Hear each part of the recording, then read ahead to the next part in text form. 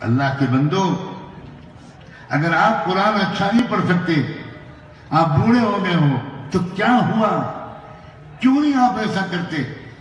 کیا آپ اپنے فرصت کے وقت میں مدرسے میں آ جائیں، مدرسے کے محتمم صاحب کو درخواست کریں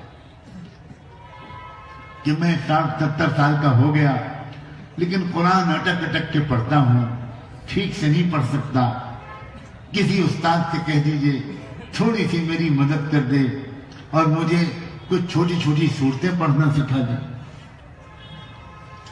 آپ کالجوں میں پڑھنے والے نوجوان ہو، آپ کو بچپن میں قرآن پڑھنے کا موقع نہیں ملا، کیوں نہیں آپ ایسا کرتے؟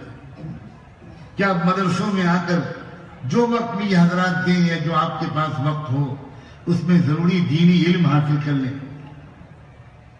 دکھ کے ساتھ کہتا ہوں اور اس دعا کے ساتھ کہتا ہوں کہ خدا کرے میری بات غلط ہو، آج ہمارے بہت سے نوجوان شرعی طور پر غسل کا طریقہ نہیں جانتے، وہ ہفتوں ناپاک رہتے ہیں، انہیں خبر ہی نہیں۔ کیوں نہیں ایسا ہوتا کہ آپ کھڑے کھڑے 2 منٹ کسی سے غسل کا مسئلہ معلوم کرنے، غسل کا طریقہ معلوم کرنے؟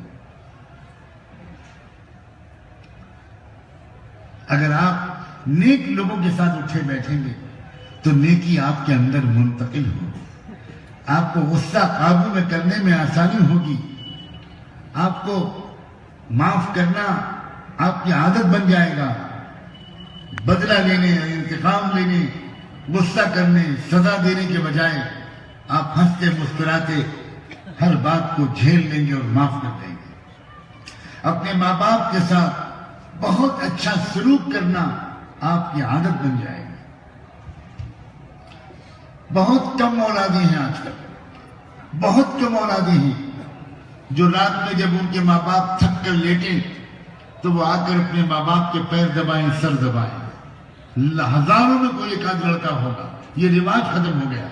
یہ رواج اگر کہیں زندہ ہے تو مدرسے میں زندہ ہے۔